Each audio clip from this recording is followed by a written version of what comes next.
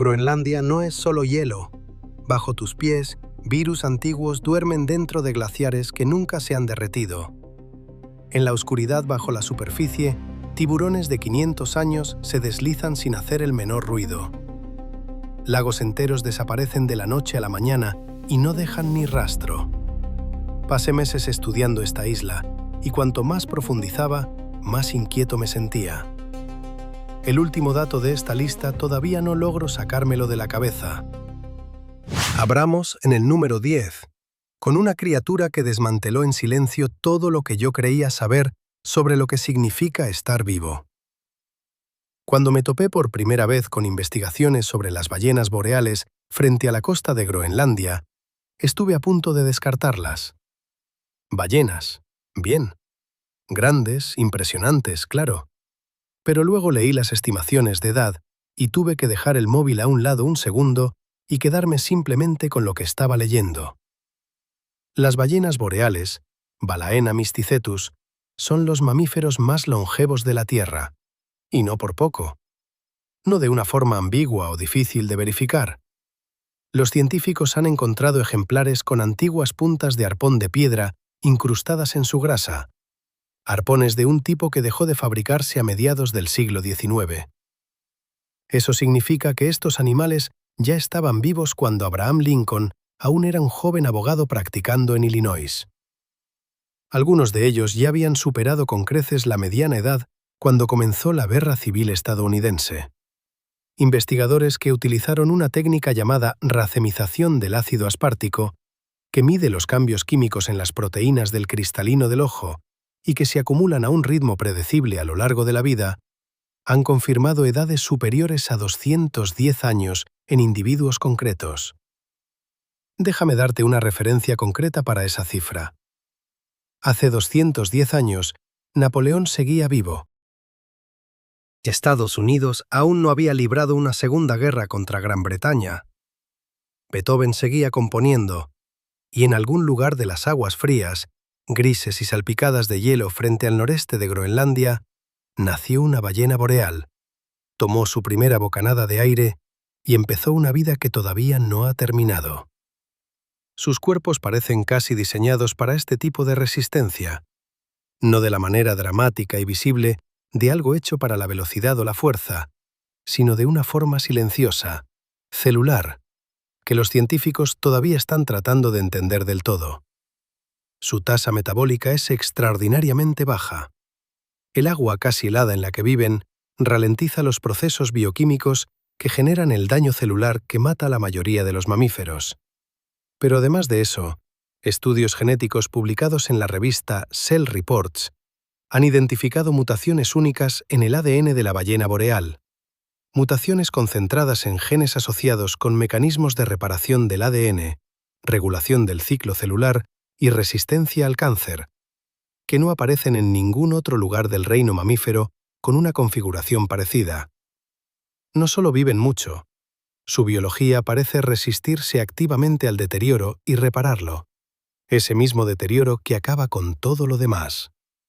Estudiar estas mutaciones es ahora una línea seria de investigación sobre longevidad, porque lo que funciona en una ballena boreal a nivel molecular podría ofrecer pistas para prolongar la vida humana saludable. Pero lo que a mí me llama igual de la atención es la vida interior que debe contener una mente de 200 años, si nos permitimos pensarlo así. Las ballenas boreales se comunican mediante cantos, y a diferencia de las yubartas, cuyos ciclos de canto son relativamente predecibles de una temporada a otra, las boreales parecen improvisar a gran escala. Investigadores que las grabaron bajo el hielo ártico documentaron cientos de cantos distintos en un solo invierno dentro de una población relativamente pequeña.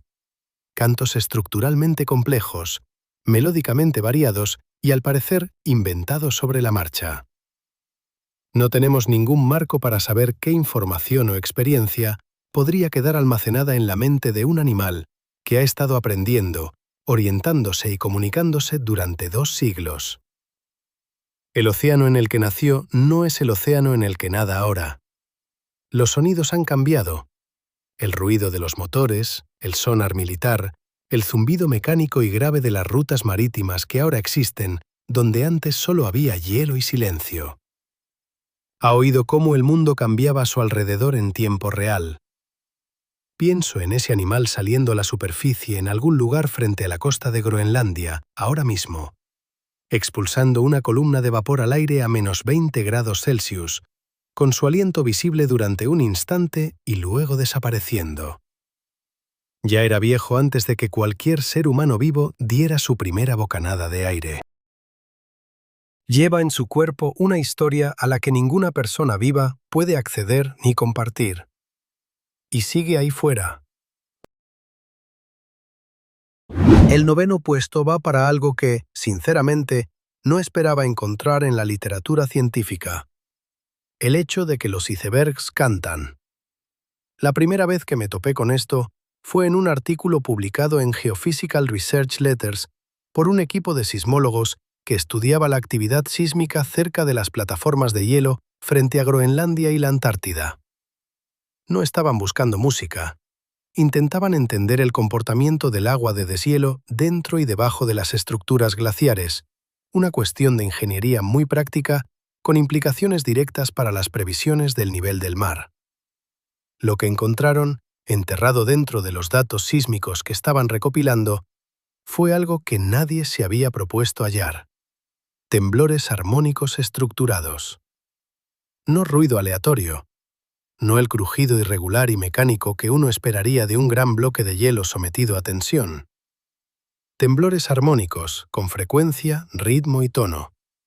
Patrones que se repetían, tonos que se sostenían y cambiaban. Algo que, al filtrarlo y convertirlo a un rango audible, suena inquietantemente parecido a la música. Aquí está el mecanismo, porque vale la pena entenderlo. Es tan hermoso como inquietante. Cuando el agua de deshielo se mueve por grietas y túneles internos dentro de un iceberg, hace vibrar la estructura de hielo circundante a frecuencias resonantes específicas.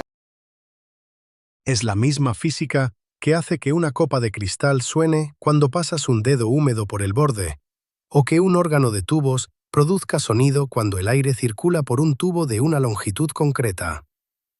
La geometría interna del iceberg, las dimensiones exactas de sus cámaras, túneles y grietas, determina el tono.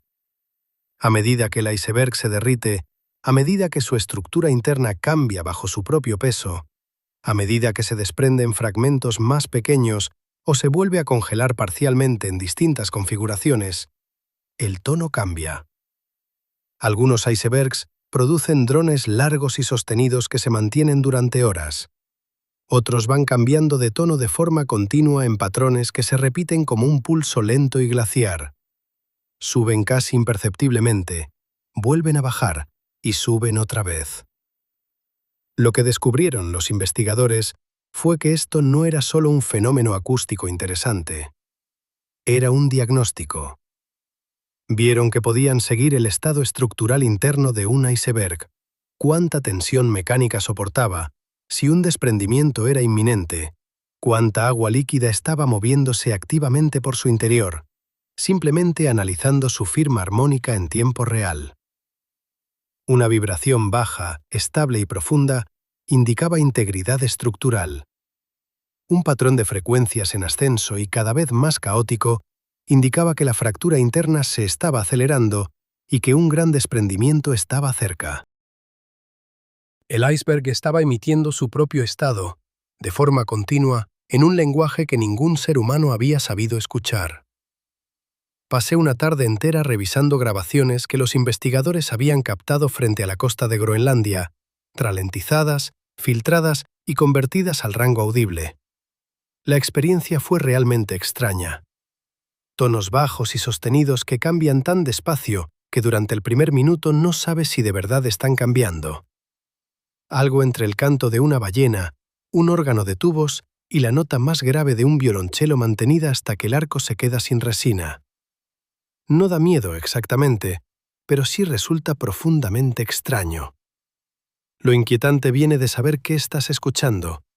Una montaña de agua congelada de 200 metros de altura, flotando en un mar bajo cero, comunicándose en un registro de frecuencias que el oído humano no puede detectar de forma natural, en un lenguaje que solo aprendimos a traducir porque casualmente apuntamos los sensores sísmicos en la dirección correcta. Y esos sonidos han estado viajando por el fondo del océano y por aguas profundas desde antes de que existiera la civilización humana. Cada iceberg que se ha desprendido de la capa de hielo de Groenlandia durante cientos de miles de años ha estado haciendo esto, cantando a su manera lenta al océano, anunciándose. Simplemente no teníamos oídos para escucharlo hasta hace poco. Ese tipo de revelación, descubrir que algo siempre ha estado ahí, siempre haciendo un sonido, y que nosotros simplemente no estábamos preparados para oírlo, es una de las sensaciones más desorientadoras y silenciosas que conozco.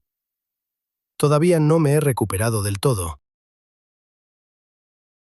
El número 8 es el momento en que Groenlandia deja de ser geografía y se convierte en algo más parecido a una historia de fantasmas, una escrita por completo en el ADN.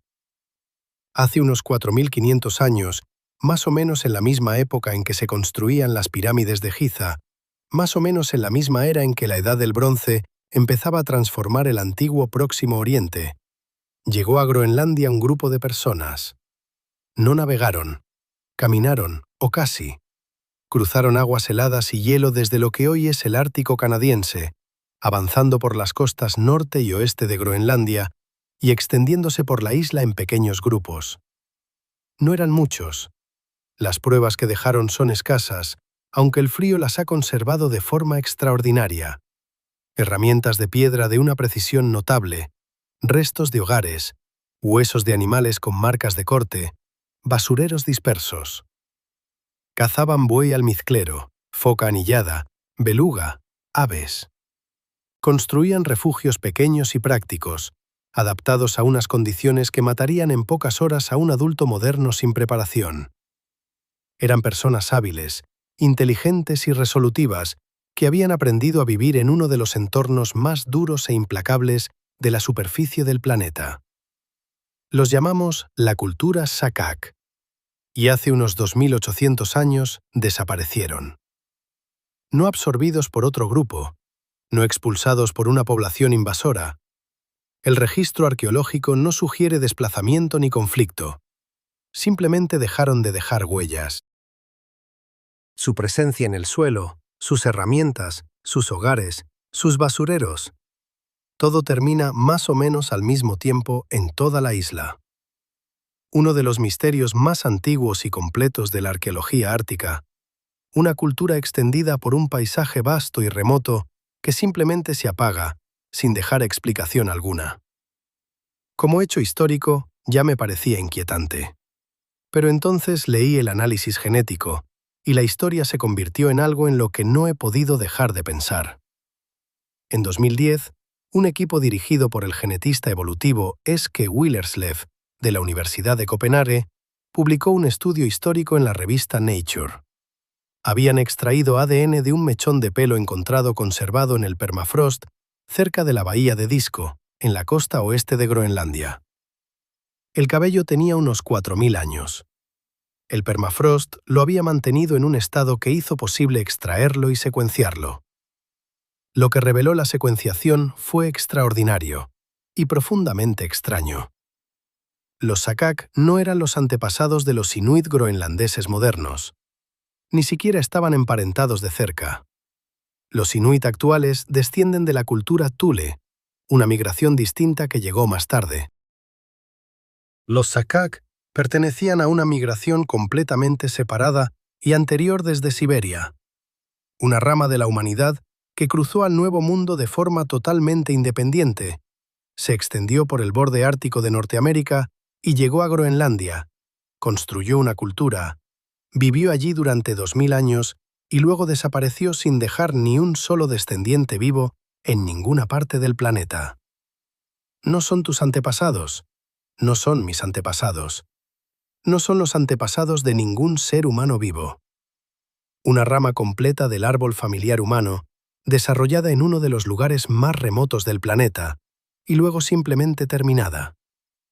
Ese cabello en el permafrost era la única huella biológica. no en sentido figurado, literalmente.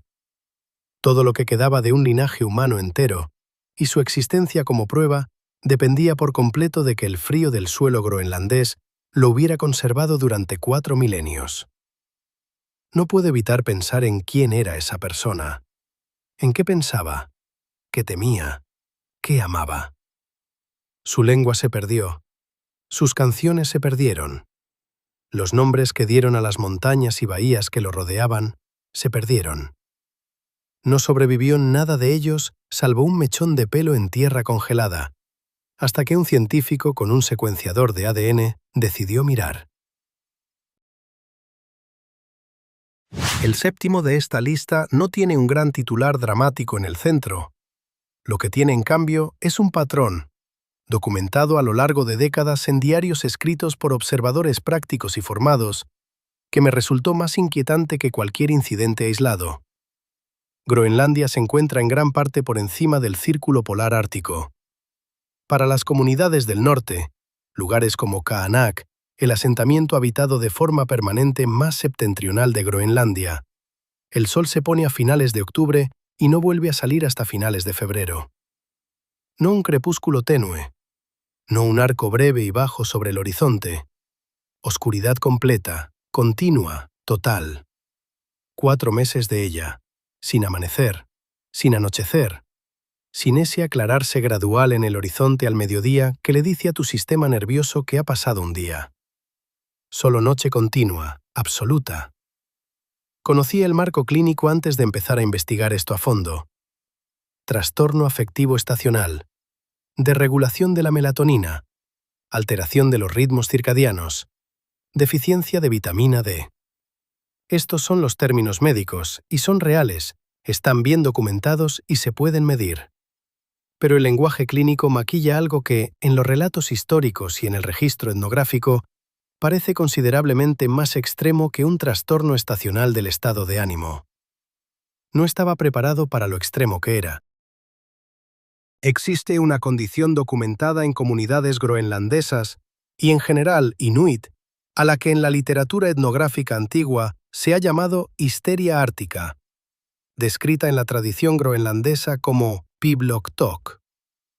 Los relatos son lo bastante consistentes y provienen de suficientes fuentes independientes, misioneros, comerciantes, exploradores y antropólogos que trabajaron en distintas regiones y en distintas épocas, como para que los investigadores modernos consideren que documentan un fenómeno real, aunque el mecanismo exacto siga siendo objeto de debate. Los episodios descritos son impactantes de leer. Las personas afectadas, a menudo mujeres, aunque no exclusivamente, de pronto y sin aviso aparente, se arrancaban la ropa, con temperaturas capaces de provocar congelación en la piel expuesta en cuestión de minutos.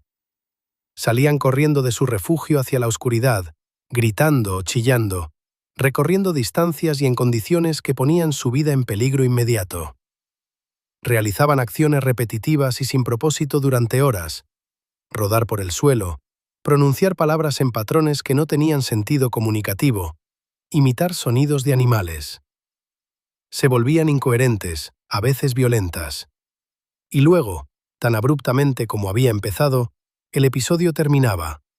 Se calmaban por completo. Recordaban poco o nada de lo ocurrido. La comunidad describía ese comportamiento como algo que había desplazado temporalmente el yo de la persona. Entre los registros que más me costó leer estaban los diarios privados que llevaron funcionarios daneses destinados en el norte de Groenlandia durante los inviernos de los años 70 y 80 del siglo XIX. No eran hombres literarios. Eran administradores, escribientes y encargados de suministros, formados en la observación práctica y poco interesados en el drama. Y sin embargo, las anotaciones invernales siguen un patrón tan consistente entre distintos autores, distintos años y distintos asentamientos, que la repetición misma se convierte en una forma de prueba. Uno de esos diarios, llevado por un comerciante danés destinado en un puesto avanzado del norte durante el invierno de 1871, contiene una entrada del 6 de febrero que dice: «El sol no se ha mostrado en 94 días. He empezado a marcar la pared cada mañana como confirmación de que ha pasado otro día, porque descubro que de otro modo no puedo estar seguro. Varios de los hombres han dejado de hablar en las comidas. No sé cómo llamar a lo que observo en sus rostros. No es tristeza. Se parece más a la expresión de alguien que escucha con mucha atención un sonido del que ya no está seguro de haber oído. 3 semanas después, el mismo hombre escribió: P gritó en la noche. No por dolor, no hay herida. No pudo decir por qué, y por la mañana no recordaba nada. Lo anoté porque no sabía qué otra cosa hacer con el hecho. La luz ha estado subiendo y bajando cada día durante 4.000 millones de años. El sistema nervioso humano se construyó dentro de ese ritmo. Elimínalo por completo, durante meses, y lo que tienes es un cerebro funcionando con estimaciones internas cada vez más degradadas de un ciclo que ya no puede medir desde fuera. Las explicaciones que han propuesto los investigadores para los episodios más extremos no terminan de convencer.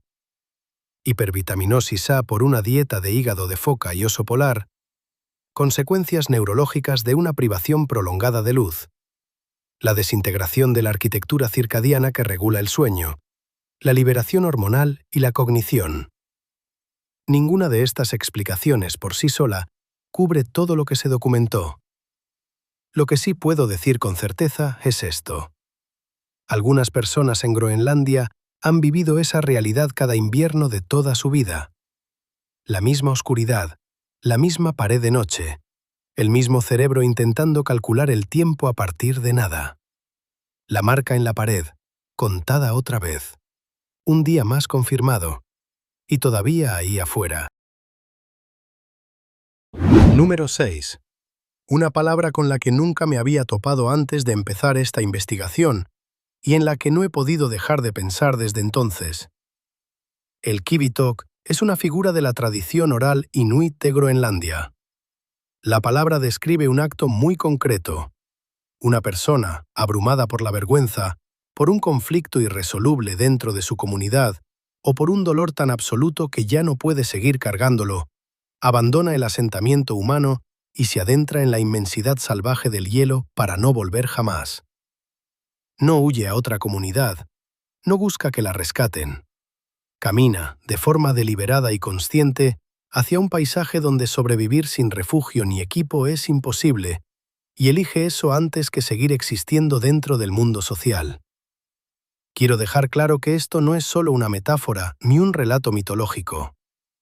Etnógrafos e historiadores que estudiaron comunidades groenlandesas a lo largo del siglo XIX y principios del XX documentaron desapariciones reales, personas concretas, con nombre y apellido, que salieron de los asentamientos y nunca fueron encontradas, que los miembros de la comunidad explicaban y clasificaban usando este concepto.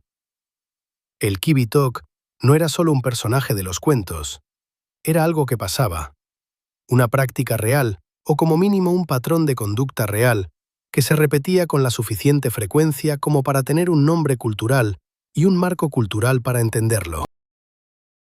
La fría física del interior de Groenlandia hace que el desenlace sea inevitable.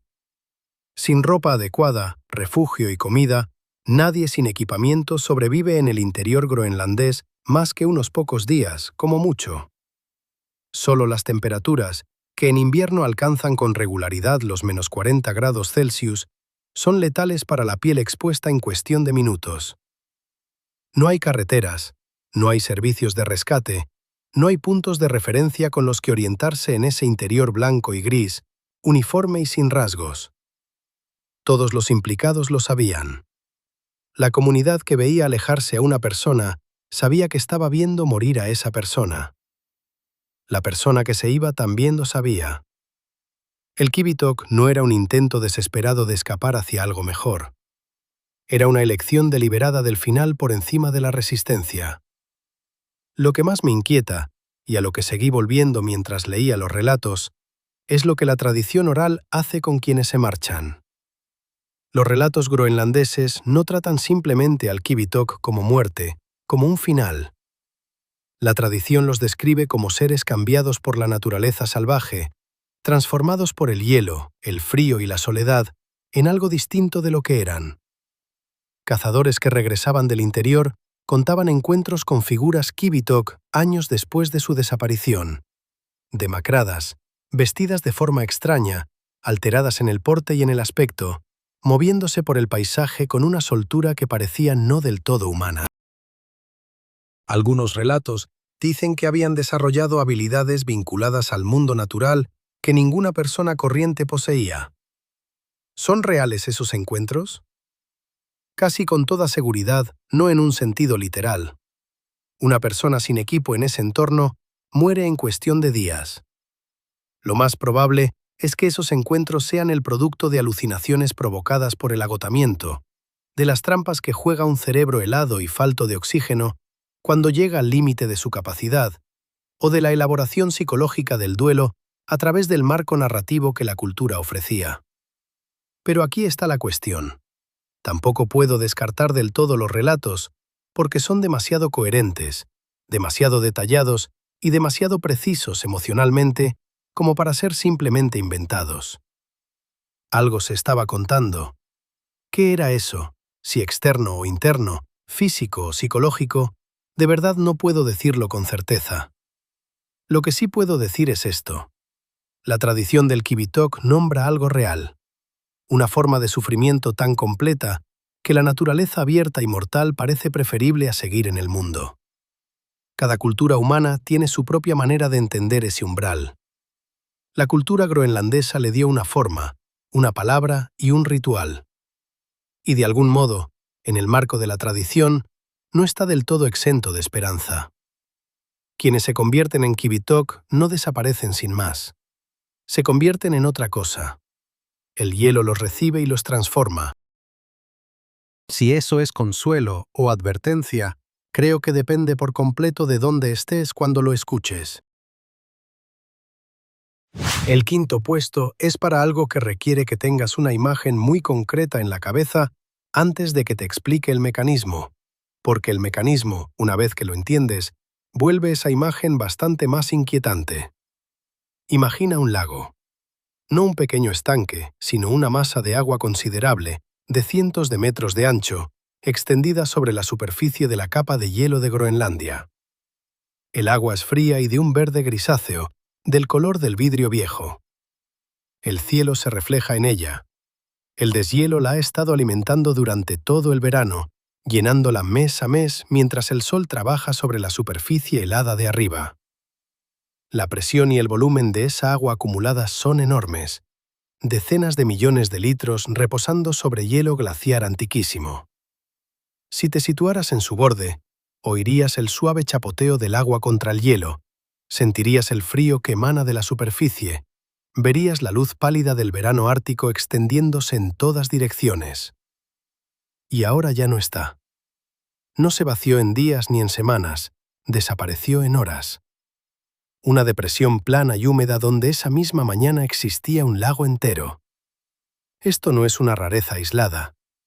Los investigadores que estudian los lagos supraglaciares de Groenlandia, los lagos que se forman sobre la capa de hielo, alimentados por el deshielo superficial del verano, han documentado este fenómeno una y otra vez, con un nivel de detalle asombroso, usando imágenes satelitales recopiladas durante las 2 últimas décadas.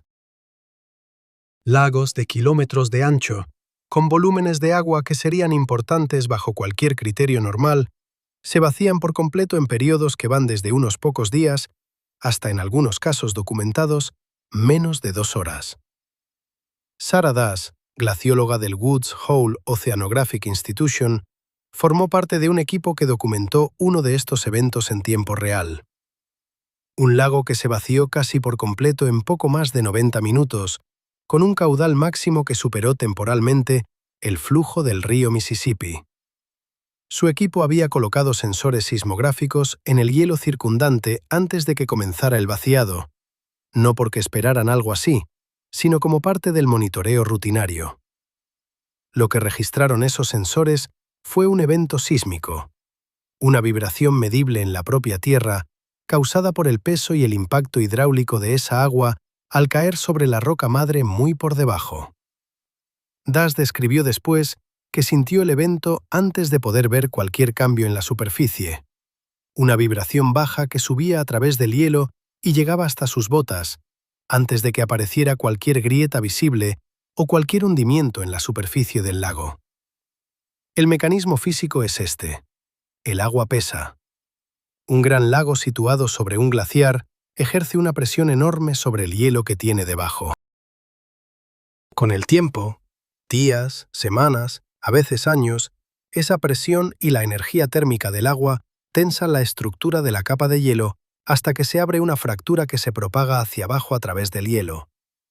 No una grieta pequeña, un mulán, un conducto vertical o una red de fracturas interconectadas que desciende a través de cientos o miles de metros de hielo glaciar sólido hasta llegar a la roca madre inferior.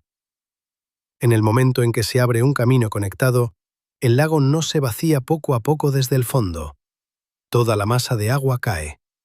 La gravedad la arrastra directamente hacia abajo a través del hielo en un solo evento cuyo caudal máximo puede superar temporalmente el flujo del río Mississippi. Más agua moviéndose por una sola fractura en el hielo que por uno de los sistemas fluviales más grandes del continente. Y esto tiene consecuencias directas y medibles para el propio glaciar.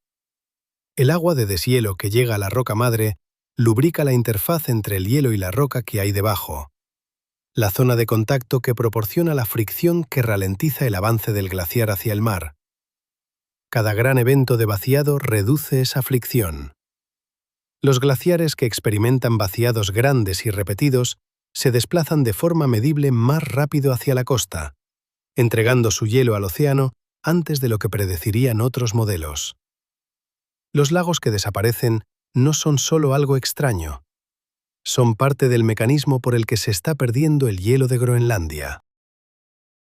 Pero a lo que siempre vuelvo es a la experiencia de presenciarlo. Estar sobre la superficie del hielo mientras baja el nivel del agua.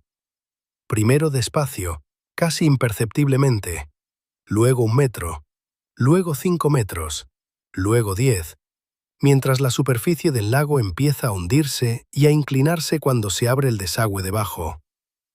El sonido creciendo desde algún lugar imposible de profundo, un rugido bajo sin fuente visible. El remolino formándose en el centro, y luego plano. El hielo no se cierra, el agua no regresa, el cielo se refleja en nada. El lago estaba allí, y luego ya no, y el suelo no conserva ningún rastro de lo que acaba de ocurrir encima de él. En el número 4, y quiero dejar esto claro desde el principio, la ciencia tiene una explicación parcial para lo que voy a describir. He llegado a creer que las explicaciones parciales son las más inquietantes. Las personas que han pasado mucho tiempo sobre la capa de hielo de Groenlandia o cerca de ella han descrito, desde que existen registros escritos de la región, una categoría de sonido que no se parece a nada más en el paisaje sonoro del Ártico. No es el viento, que los viajeros polares aprenden a leer y reconocer en sus muchos registros. No es el crujido familiar y mecánico del hielo bajo tensión compresiva, que suena como un gran barco de madera moviéndose entre olas pesadas. Es otra cosa, profundo, resonante, a veces rítmico, a veces sostenido y oscilante. Un estruendo o un gemido que parece salir del propio hielo, que no tiene una fuente direccional constante, que no puedes localizar girando la cabeza y escuchando con más atención. Sonidos que parecen rodearte en vez de acercarse. Los inuit de Groenlandia tenían un nombre para este fenómeno y marcos dentro de la tradición oral para entenderlo. El hielo estaba hablando, no en sentido metafórico, sino como una descripción real de cómo se vivía la experiencia. La capa de hielo era una presencia con voz.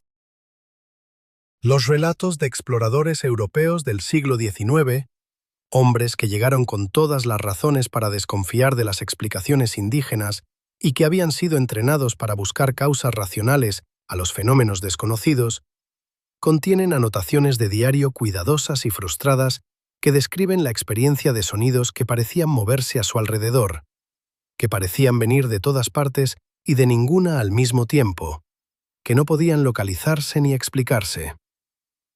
Esto es lo que ofrece la ciencia. La capa de hielo de Groenlandia no es estática. Está sometida a una tensión mecánica enorme y constante. Se mueve bajo su propio peso, fluye desde el interior hacia las costas a ritmos que varían según la zona, pero que son constantes, medibles y se han ido acumulando durante cientos de miles de años. A medida que el hielo se desplaza, se fractura internamente, creando eventos microsísmicos, en la práctica pequeños terremotos, demasiado débiles para registrarse en redes sismográficas lejanas, pero lo bastante energéticos como para que, cuando la energía sonora se conduce a través de miles de metros de hielo sólido, produzcan eventos acústicos de baja frecuencia en la superficie. Las estructuras de hielo colapsan por dentro sin que desde arriba se vea ningún cambio. Los ríos subglaciales cambian de curso bajo presión. Las crestas de presión se forman y fallan en profundidad. Toda la cara inferior de la capa de hielo, esa inmensa y oscura interfaz entre hielo y roca, está en movimiento mecánico continuo y complejo. Son explicaciones reales, físicas. Los sonidos tienen origen, no son sobrenaturales. Acepto todo eso. Y aún así, los relatos de la experiencia se describen con tanta consistencia entre observadores tan distintos que el fenómeno claramente tiene un carácter que va más allá de una simple rareza acústica. Los investigadores que han pasado temporadas largas de trabajo de campo sobre la capa de hielo describen una forma de desorientación espacial que se acumula con la exposición, una erosión gradual de la sensación de que el suelo sobre el que estás parado es pasivo, estable y separado de ti. El hielo se mueve bajo tus pies todo el tiempo. No lo bastante rápido como para sentirlo como movimiento, pero sí de forma medible, constante, en una dirección que no puedes percibir directamente. Los sonidos que emergen de él son el borde de un proceso que opera a una escala y a una profundidad para las que los sentidos humanos nunca fueron calibrados. Creo que lo que inquieta a la gente, y lo que me inquietó a mí cuando leí los relatos en primera persona, es la implicación que tiene. La capa de hielo es la masa de hielo más grande del hemisferio norte. Contiene suficiente agua como para elevar el nivel global del mar varios metros si desapareciera, y está viva de movimiento, presión y sonido, ahora mismo, de forma continua, a profundidades y escalas que apenas podemos medir y no podemos ver. Los sonidos en la superficie no son la cosa en sí, son solo la parte de esa cosa que, de vez en cuando, llega hasta nosotros. He estado en edificios grandes, oscuros y silenciosos, y he sentido algo parecido a esto. Un peso de escala que se vuelve incómodo cuando de verdad te permites registrarlo. La capa de hielo es esa sensación, pero aplicada a todo un continente, y con varios cientos de miles de años de antigüedad. El tercer puesto le pertenece a un animal en el que llevo pensando años, mucho antes de empezar a trabajar en esto. Cada vez que creo haber asimilado por completo lo que representa, aparece otro detalle que me vuelve a dejar en blanco sobre lo que, biológicamente, es posible. El tiburón de Groenlandia, Somniosus microcephalus, no impresiona de la manera en que suelen impresionar los grandes depredadores. No salta fuera del agua. No acelera en ráfagas explosivas. No se anuncia con esa aleta que gira en círculos y que ha definido nuestro vocabulario visual sobre los tiburones. Se mueve por las aguas profundas, frías y oscuras, bajo el hielo de Groenlandia, a una velocidad más o menos equivalente al paso lento de una persona caminando, alrededor de 1,5 kilómetros por hora como velocidad de crucero. Caza sobre todo al acecho, localizando sus presas por electrorrecepción y olfato en una oscuridad casi total, apuntando a focas dormidas que han salido al hielo a descansar. No está hecho para el espectáculo. Está hecho, por completo y sin concesiones, para durar. Julius Nielsen, biólogo marino de la Universidad de Copenhague, publicó en la revista Science un estudio en 2016 que cambió lo que creíamos saber sobre la longevidad de los vertebrados. Su equipo utilizó datación por radiocarbono en proteínas metabólicamente inertes del cristalino de los ojos del tiburón de Groenlandia. El cristalino es inusual entre los tejidos. Las proteínas de su núcleo se forman durante el desarrollo embrionario y nunca se reemplazan ni se regeneran a lo largo de la vida del animal. Eso significa que la firma de radiocarbono en el núcleo del cristalino refleja las condiciones del momento en que nació el animal, y como los niveles de radiocarbono en la atmósfera y en el océano han variado de formas conocidas a lo largo de los siglos, es posible fechar la proteína y con ello el nacimiento del tiburón. Los resultados fueron extraordinarios. El tiburón más grande del estudio, una hembra de aproximadamente 5 metros de longitud, fue estimado en 392 años de edad. Con el margen de incertidumbre del método de datación por radiocarbono, su edad podría haber llegado perfectamente a 512 años. Nació en algún momento entre principios del siglo XVI y principios del XVII. Estaba viva y cazando bajo el hielo de Groenlandia cuando Shakespeare escribía sus obras en Londres. Estuvo allí durante la Guerra de los 30 años, que acabó con un tercio de la población de Europa Central. Estuvo allí durante la Revolución Francesa, las guerras napoleónicas, la Revolución Industrial, la Primera Guerra Mundial, la Segunda Guerra Mundial, la invención de Internet y cualquier otro acontecimiento de todo el período de la historia moderna registrada. No como un telón de fondo lejano y abstracto, como un animal vivo que siente, moviéndose por el agua, haciendo lo que siempre ha hecho, lentamente, en la oscuridad, en el frío. Pero el detalle que más me cuesta encajar en la cabeza es este. Los tiburones de Groenlandia no alcanzan la madurez sexual hasta aproximadamente los 150 años de edad. 150 años. Si ese tiburón nació en 1500, no se reprodujo por primera vez hasta alrededor de 1650. Para entonces, la Guerra Civil Inglesa ya había terminado y la Edad de Oro neerlandesa estaba llegando a su fin. Ha sido un adulto reproductivamente activo durante menos de 400 años, en una especie que potencialmente puede vivir 5 siglos. Y casi todos los tiburones de Groenlandia que viven hoy nacieron antes de que Estados Unidos existiera como país. También quiero mencionar algo que me parece oscuro, casi cómicamente apropiado en este animal. Son casi ciegos. La mayoría de los tiburones de Groenlandia están fuertemente parasitados por un copépodo, Ommatocoita elongata, que se adhiere a la córnea y causa daños importantes en el tejido ocular. La mayoría de los tiburones de Groenlandia recorren toda su vida de siglos en una oscuridad casi total, prácticamente sin visión, guiados por el olfato y la electrorecepción. El vertebrado más longevo conocido por la ciencia, casi con toda seguridad, nunca ha visto con claridad. No lo necesita. Tiene tiempo. Cuando intento poner esa escala frente a la de mi propia vida, frente a todo lo que he vivido, a todos los que he conocido, a cada recuerdo que tengo, siento algo que solo puedo describir como una especie de vértigo agradable. Hay un animal en el agua bajo el hielo de Groenlandia, ahora mismo, que es más viejo que el propio concepto de Estados Unidos. Y no lo sabe, y no le importa, y sobrevivirá a todos los que están leyendo estas palabras. Segundo lugar. Y necesito decir esto con claridad desde el principio. No voy a exagerar lo que realmente muestra la ciencia. Los hechos no necesitan exageración. Por sí solos, ya son más que suficientes. La capa de hielo de Groenlandia supera los 3 kilómetros de espesor en sus puntos más profundos. El hielo a esa profundidad no es joven. Representa cientos de miles de años de nieve acumulada, comprimida capa tras capa bajo el peso de todo lo que se fue depositando encima.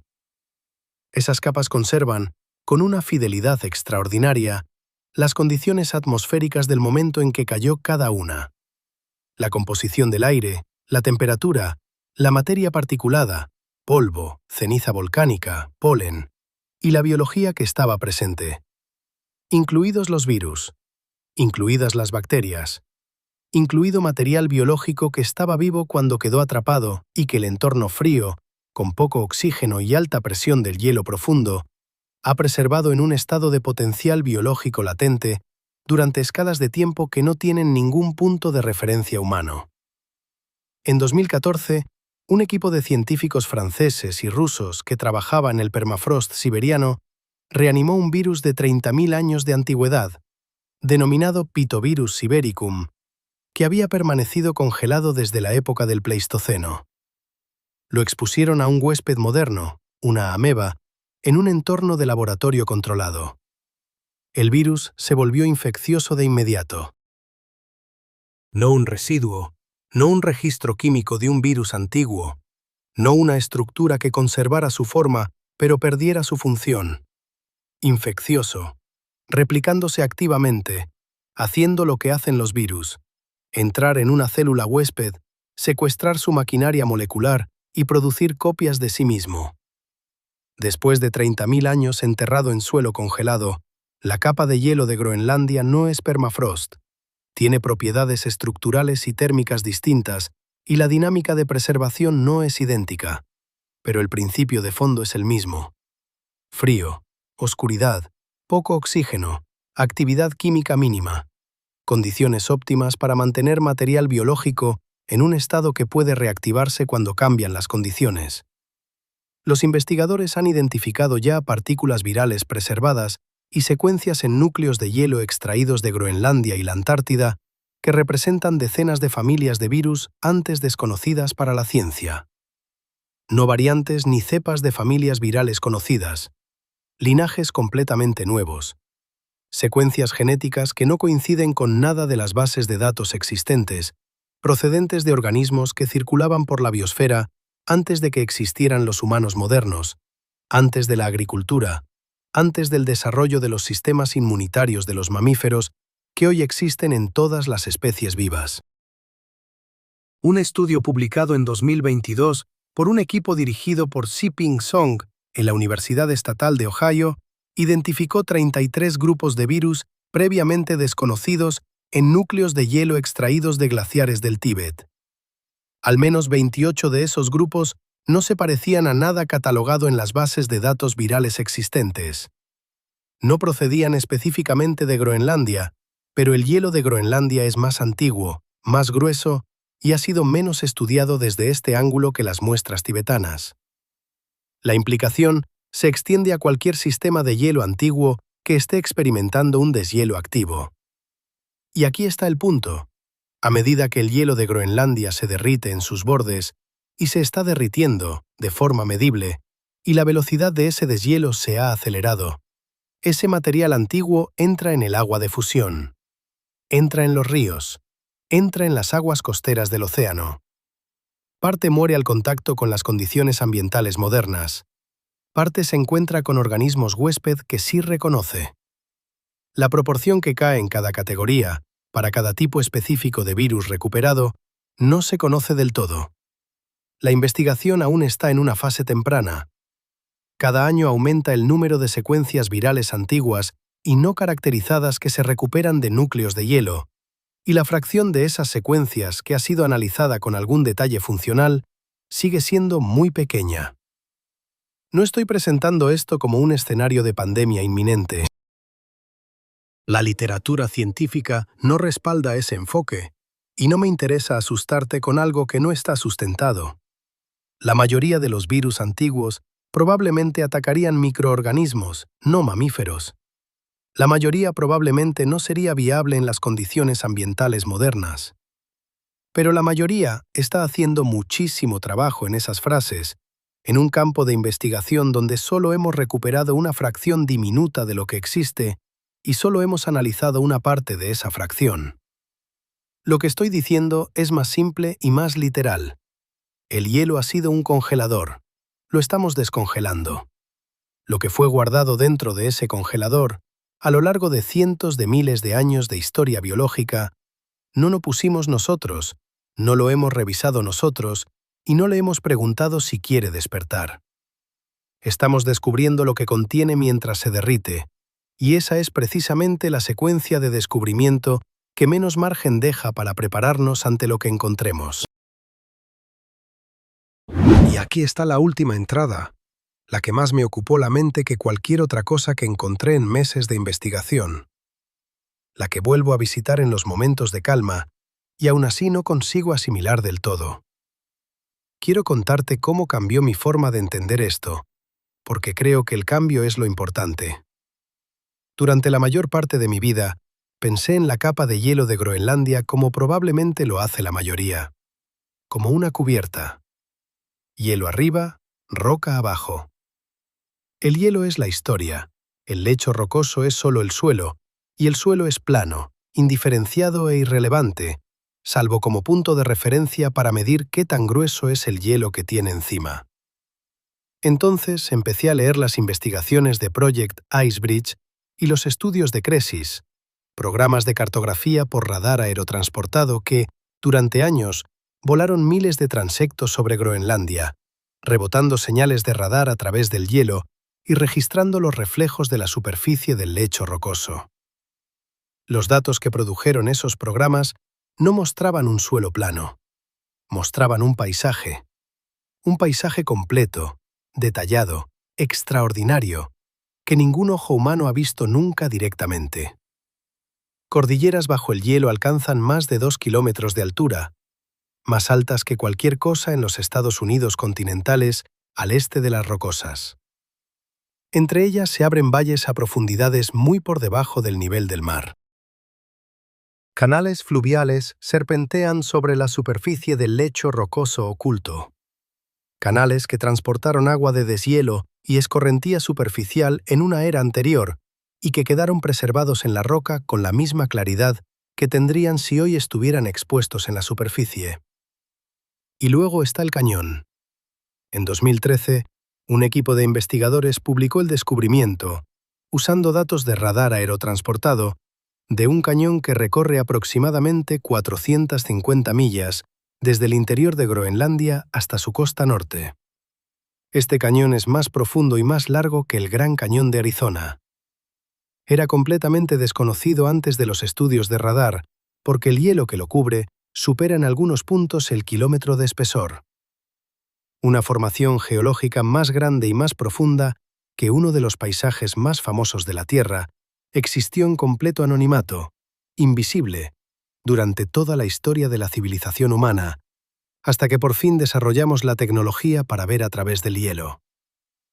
Estaba allí cuando los primeros seres humanos cruzaron hacia América. Estaba allí cuando el Imperio Romano surgió y cayó.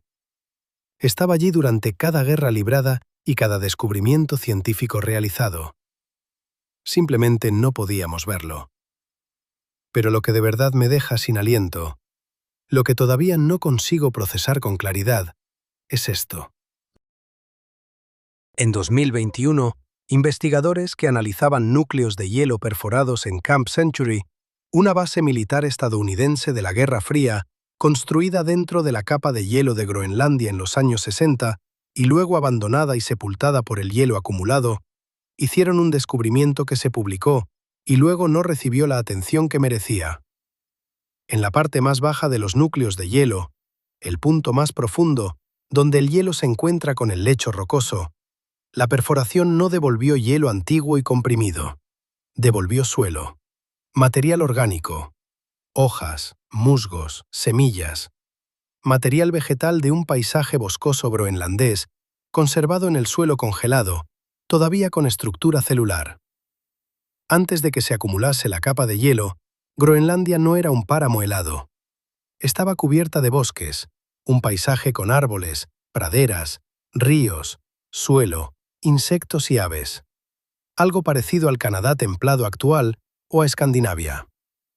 El hielo empezó a cubrir ese mundo hace quizás 700.000 años, y a medida que crecía, fue enterrándolo todo bajo él. Y como el frío y el hielo de arriba preservaron todo lo que quedó debajo, ese mundo sigue ahí. El suelo sigue ahí.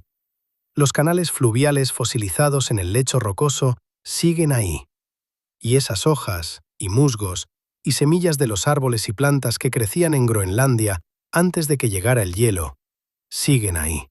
intactos. La estructura celular preservada. 700.000 años de antigüedad. 700.000 años. Eso es aproximadamente 500.000 años antes de que Homo sapiens existiera como especie. Toda nuestra historia evolutiva como humanos modernos, cada generación que ha vivido, cada idioma que se ha hablado, cada civilización que ha surgido y caído, cabe en el intervalo entre el momento en que esas hojas estaban vivas bajo la luz del sol de Groenlandia y ahora mismo. Estaban allí antes que nosotros. Muy probablemente seguirán allí después de que todo lo que llamamos civilización haya terminado. Y no son hojas fosilizadas, ni impresiones en piedra, ni restos apenas visibles. Son las hojas mismas, conservadas. En la oscuridad, el frío y la presión, a 3 kilómetros bajo la superficie, ahora mismo. He pensado en esas hojas más veces de las que puedo contar desde la primera vez que leí el estudio. Allí había un bosque bajo la luz del sol. El viento se movía entre los árboles. Los insectos trepaban por la corteza.